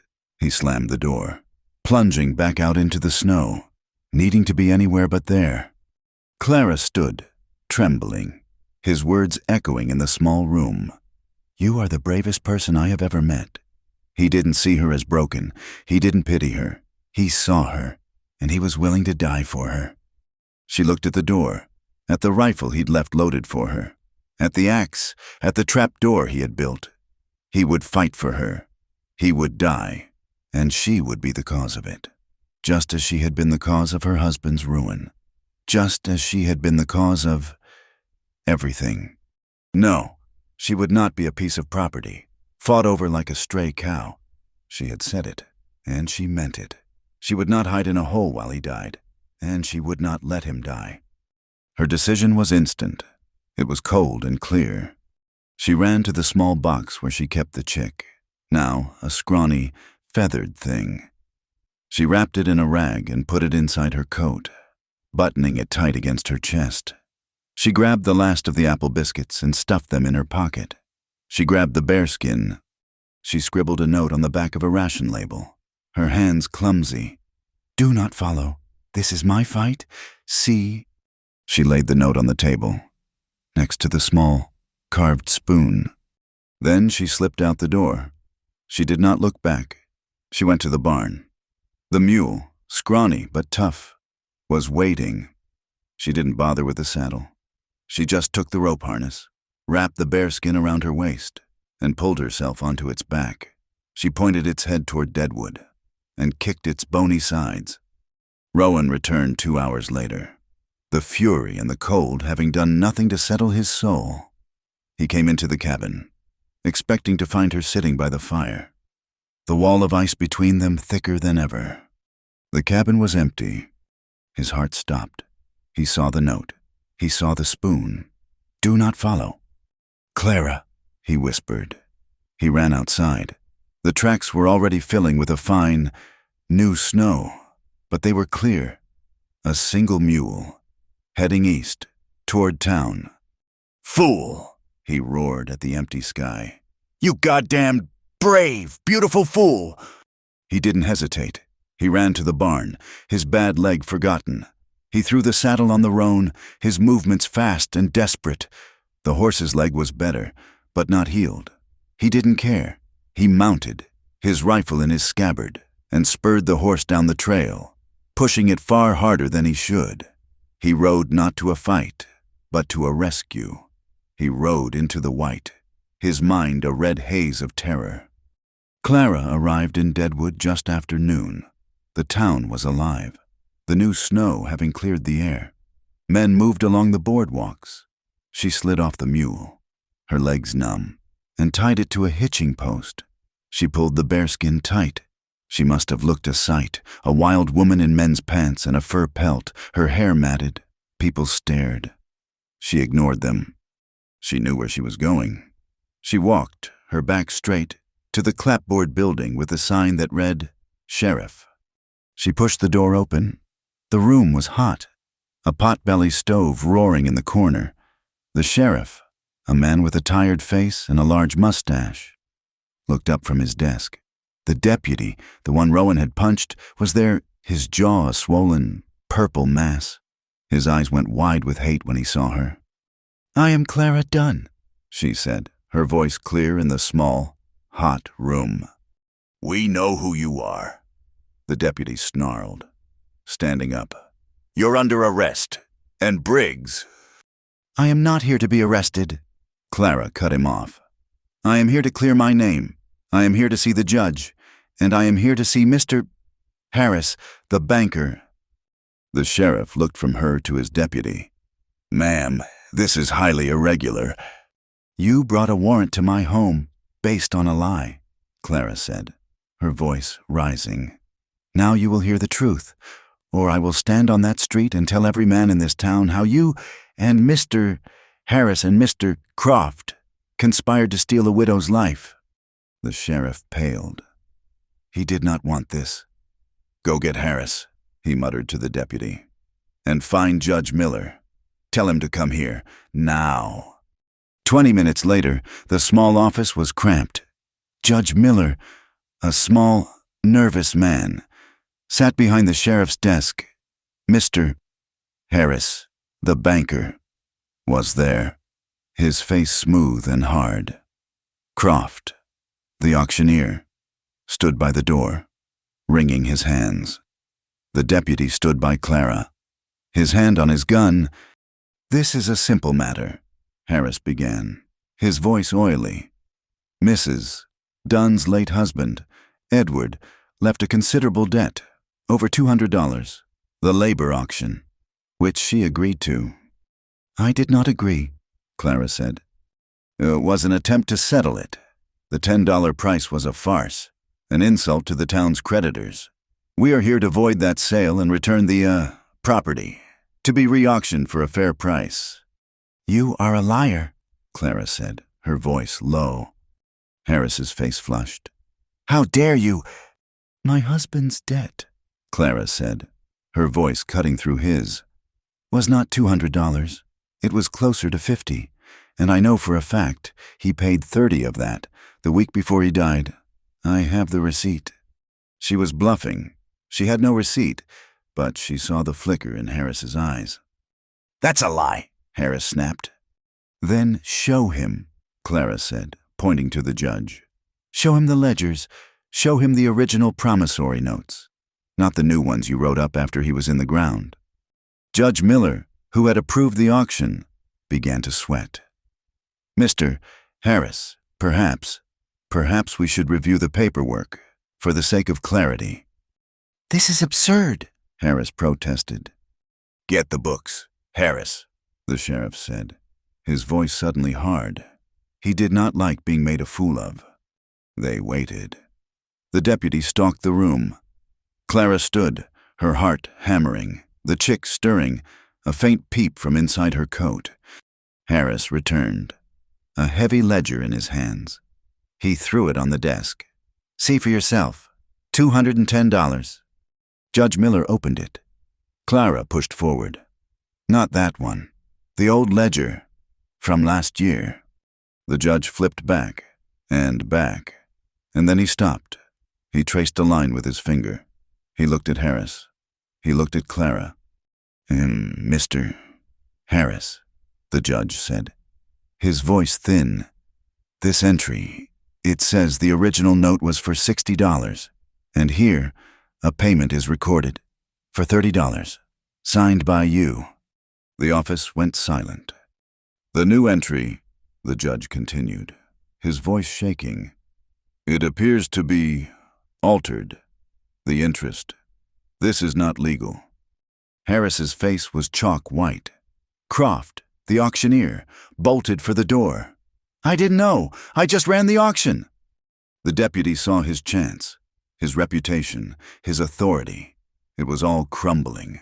He lunged, not for Harris but for Clara, grabbing her arm in a brutal grip. "This is over. You're still coming with me, woman, for inciting." "Get your hands off her." The voice was a low growl from the doorway. It was not a request. It was a death sentence. Rowan stood there. He was covered in snow, his chest heaving, his face a mask of cold, absolute fury. His duster was swept back, his hand on his pistol. The long rifle was in his scabbard. Harris and the deputy froze.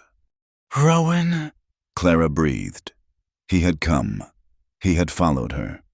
The men in the office, friends of the deputy, who had been lounging in the street, began to crowd the doorway behind Rowan. They sensed a fight. They saw Rowan, a lone man, scarred, his arm bleeding slightly where he'd reopened the graze. The deputy saw his odds. He saw the men behind Rowan. He grinned, a bloody, swollen expression. "You're a fool. Briggs, you're surrounded. You and your whore." Rowan's hand moved, but Clara's voice stopped him. She wrenched her arm from the deputy's grasp. She stepped into the center of the room, facing them all. The banker, the judge, the deputy, the crowd. "I am not his whore," she shouted, her voice ringing with a strength she didn't know she possessed. "I am not your property. I am not a thing to be sold, or bought, or fought over. My name is Clara Dunn, and I am not afraid of you." The deputy, enraged, drew his gun. Rowan was faster. His pistol was out, and he fired. The sound was deafening in the small room. The deputy screamed, clutching his leg, and went down. The room exploded. The men in the doorway surged in, firing. Smoke filled the air. Rowan shoved Clara down, behind the judge's heavy oak desk. He fired again, and a man in the doorway fell back. He was a creature of the war, methodical and calm in the chaos. A bullet tore through the sleeve of his coat, a hot, searing line of pain along his left arm. He ignored it. He fired. The crowd panicked, trying to get out of the small room, bottlenecking at the door. Rowan stepped out, using the door frame as cover, driving them back into the street. The gunfight spilled onto the boardwalk. Men scattered. A shotgun blast erupted. Not from Rowan. The sheriff stood on the porch of his office, a double-barreled shotgun aimed at the sky. "Enough!" he bellowed, his voice finally finding its power. "In the name of the law, enough! Stand down, all of you!" The shooting stopped. The crowd dissipated, melting into alleys. The wounded deputy was groaning on the floor. Rowan stood in the middle of the street, pistol still smoking, his arm dripping blood onto the snow. He was alone. The judge, shaking, came out onto the porch, holding the ledger. "He's right," he shouted to the street. "The debt was false. She was wronged. The auction is illegal." The sheriff looked at Rowan, then at the judge. He sighed, holstering his sidearm. He looked at Clara, who was rising from behind the desk. "Ma'am," the sheriff said, "it seems you are free, technically." Clara stepped out onto the porch. The cold air hit her. The smell of gunpowder was sharp in her nose. She looked at the blood in the snow. She looked at Rowan, his face grim, his arm bleeding. She looked at the faces of the townspeople, staring at her, whispering. Free. The word was hollow. She was free, but Lillian was still dead. Her home was gone. Her name was stained. She had been humiliated, bought, and fought for. This piece of paper, this justice, it didn't undo any of it. It didn't heal the wound. She felt, in that moment, emptier than she had on the auction block. The fight was over, and she had won, but she had lost everything. Rowan watched her. He saw the victory, and he saw the terrible, cold emptiness in her eyes. She was looking at the mercantile, at the dress shop, at the town. She was free of him. She was free of the debt. She could start again, here. She didn't need to be tied to a broken mountain man, a killer, a man who had brought a gunfight to her doorstep. He had saved her, and he had lost her. He tucked his pistol into his belt. He wrapped his scarf around his bleeding arm, pulling it tight with his teeth. He didn't look at her. He couldn't. He walked to his horse, the roan, which stood trembling. He pulled himself into the saddle, his whole body an agony of pain and loss. He turned the horse's head, not looking back at the woman he had just fought for. He rode out of town, alone. He rode back to the high, silent hills, to the empty cabin. Rowan rode with a cold, hollow space where his heart should have been. The graze on his arm was a hot, tearing pain, but it was a distant thing, an echo. The real wound was the sight of Clara, standing on the boardwalk, free. He had done the one thing he was supposed to do. He had delivered her from the bondage he had, in his own careless way, inflicted upon her. He had seen the way she looked at the town, at the mercantile, at the ordinary, muddy street. It was a world she understood, a world she belonged to, a world that was not a one-room, ice-bound cabin in the high, lonely wilderness. He had ridden away because there was nothing left to say. He was a killer. He had brought gunfire and blood to her feet. He was the man from the war, the one Amelia had been right to fear. Clara was free, and her first act of freedom would be to stay away from him. It was what she deserved. He pushed the roan hard, the horse stumbling in the deep, wet snow, its breath pluming. His arm throbbed with every beat of his heart. When he finally reached the clearing, the sun was a weak, watery smear in the west, and the cabin was dark. The silence was a physical weight. It was the silence he had craved for years. The silence he had come here to find, and it was unbearable. He pushed the door open. The cabin was cold. The fire was dead. A pile of gray ash. The note was on the table, next to the small, crude spoon he had carved. "Do not follow. This is my fight." He sank onto his stool, his body screaming in protest, his bad leg locking up. He picked up the spoon. He had tried to carve a high country columbine into the handle. It looked more like a scratch. He ran his thumb over it. He had left her. He had seen her free, and he had assumed. He had not even asked. He had run, just as he had run from Ohio. He was a coward. He was the man who was afraid of needing. He had needed her, and the moment she was free, he had let her go rather than face the terror of her choice. He sat in the dark, the cold seeping into his bones, matching the ice in his gut. He did not build a fire. He did not tend his arm. He just sat, staring at the empty pallet by the hearth, the smell of her, of wood smoke and apples, already fading. The wind picked up. It was not the dry, cold wind of deep winter. It was a wet, heavy wind, carrying the first sleet of a new storm. It howled, and the broken shutter, the one she had never fixed, began its rhythmic, maddening thump, thump, thump against the wall. It was the sound of his own broken life. He must have sat for an hour or 3. The cabin was pitch black. The sleet was hammering the roof. He was slipping into a cold stupor when a new sound cut through the wind. A crash. He was on his feet, his pistol in his hand, his heart leaping. It was the sound of the barn door, blown from its hinge, but it was followed by a human sound. A cough, a desperate, sobbing gasp. He ripped the cabin door open.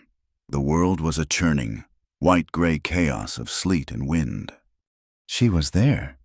Clara had fallen from the mule, which stood, head down, trembling, covered in ice. She was on her knees, trying to pull herself up by the porch post. She was soaked to the bone, her hair plastered to her skull, the bare skin a useless, frozen weight. She was shaking so violently her entire body seemed to be convulsing. Rowan stared. He was dreaming. He was hallucinating from the cold and the blood loss. This was a ghost.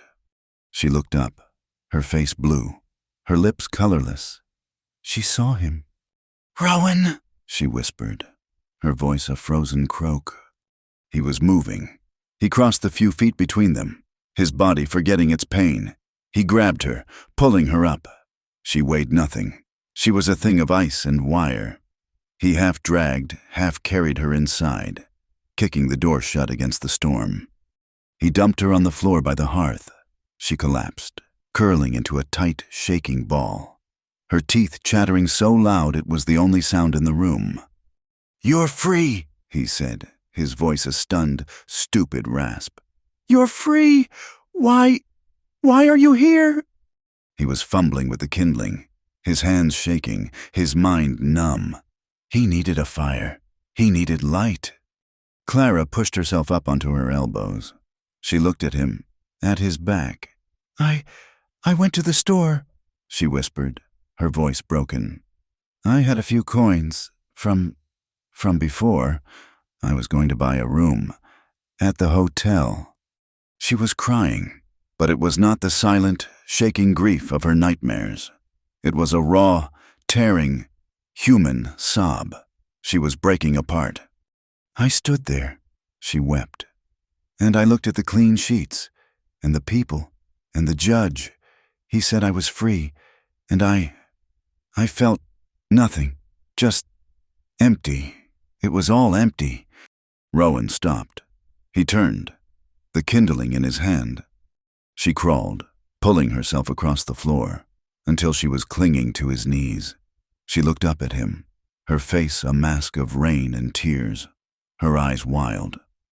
"I don't want justice," she choked out. "It's just a word.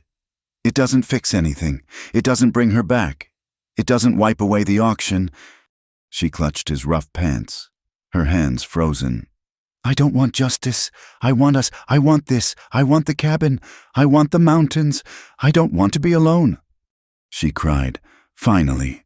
For Lillian, for her husband, for the humiliation, for the terror, for the cold. She bowed her head against his legs and wept, the sobs ripping out of her, a storm that matched the one outside. He stood frozen for a full minute.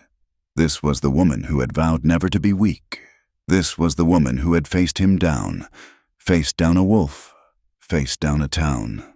And she was on her knees, broken, choosing him. He dropped the kindling. He went to his knees, his bad legs screaming. He put his arms around her. He pulled her in, against his chest, her icy, wet body against his. He held her.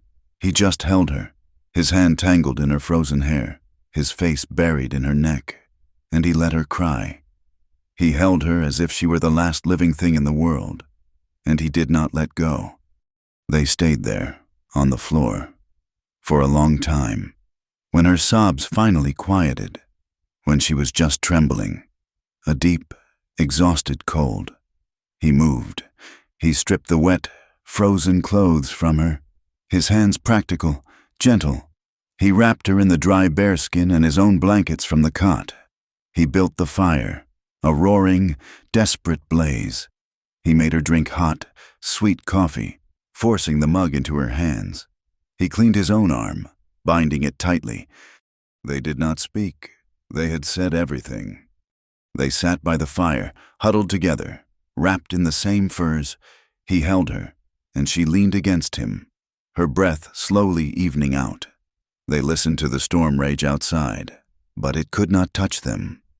The storm broke after 2 days, and in the silence that followed, they began to work. There was no discussion, no plan.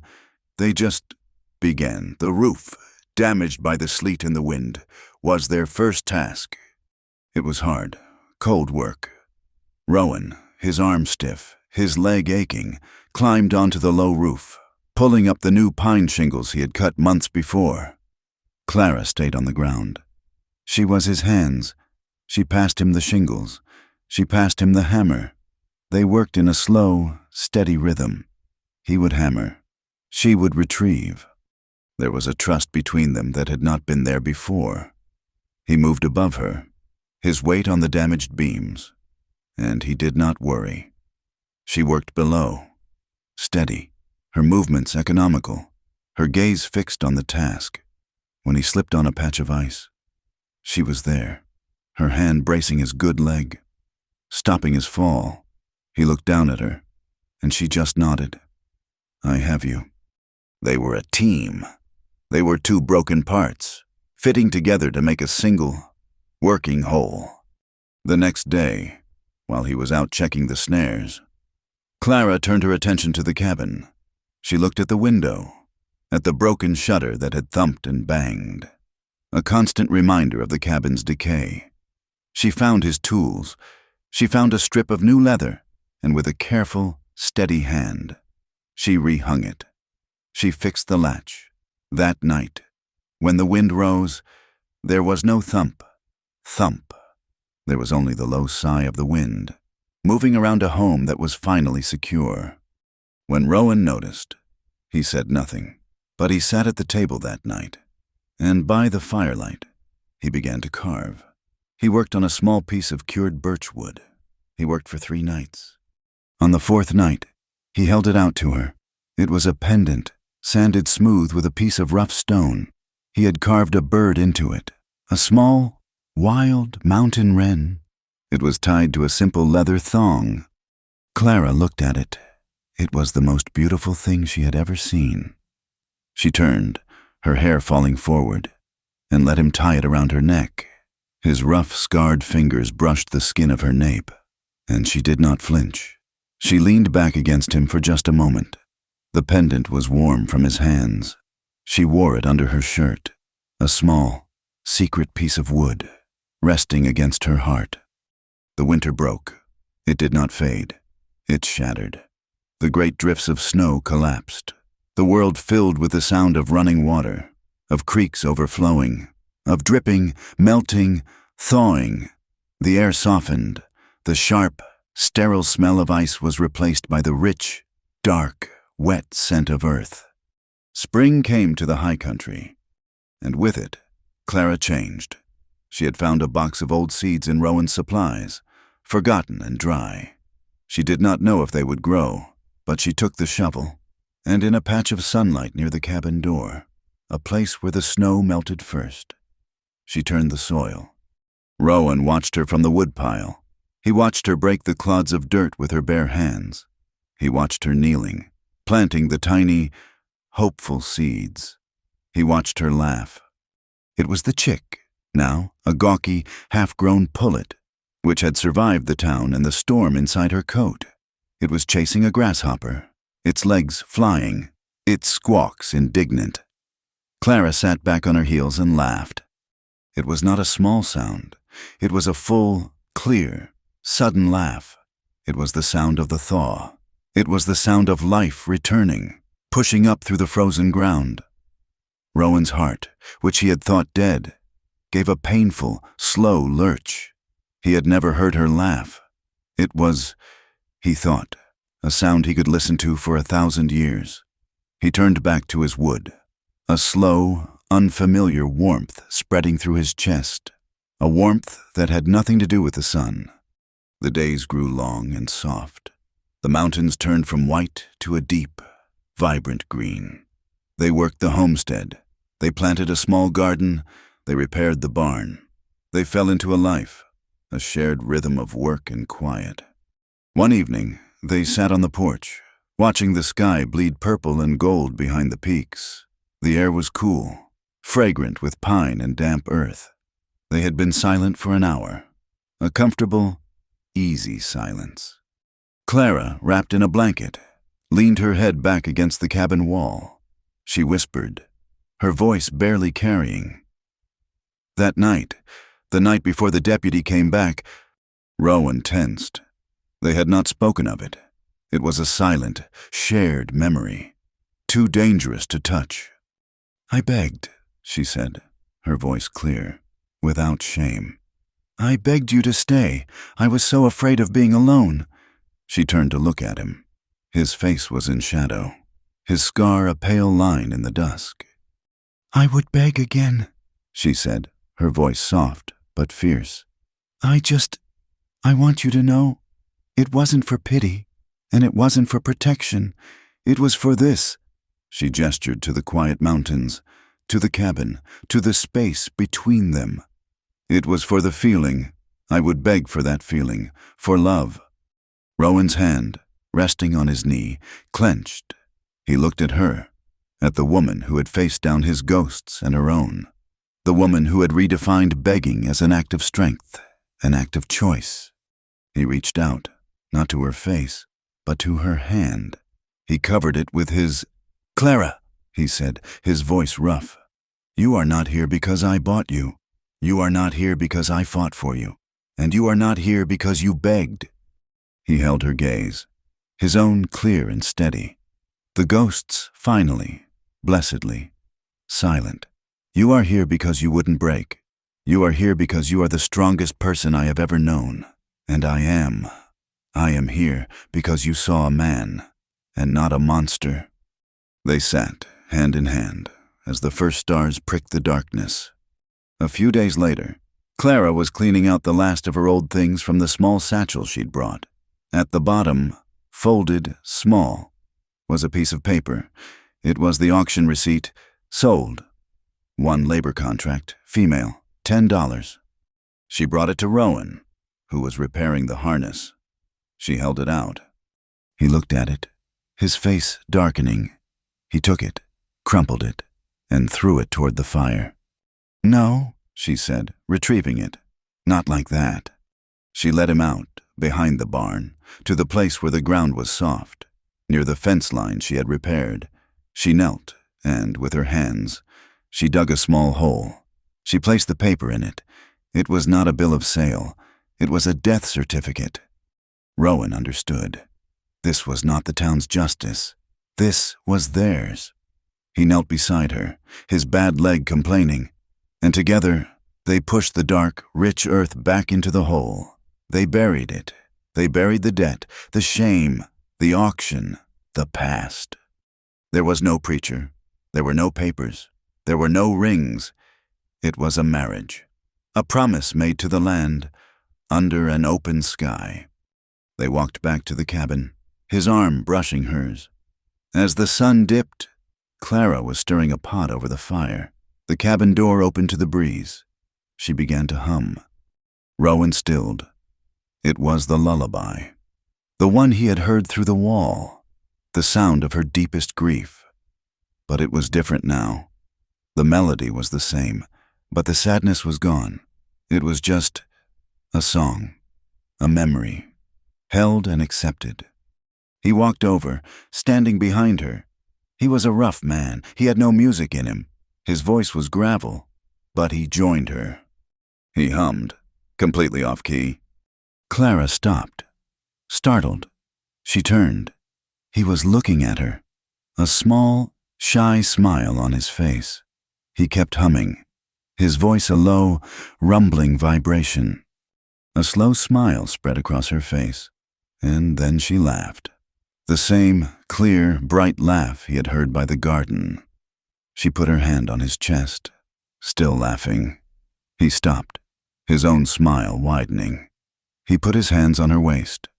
She joined him, her clear voice weaving around his rough one. They finished the lullaby together, two mismatched notes creating a strange, perfect harmony. They stood in the firelight, the cabin quiet, the sound of their shared song fading. He lowered his head. She lifted her face. They kissed. It was not the hesitant, fearful kiss of their first night. It was not the desperate, hungry kiss before the fight. It was slow. It was deep. It was lasting. It was a kiss of promise. It was a kiss that tasted like home. Later, they stood on the porch. The dusk was settling. The mountains a deep, quiet blue, holding them in a vast, silent embrace. The air was still. Rowan's arm was around her waist. Her head rested on his shoulder.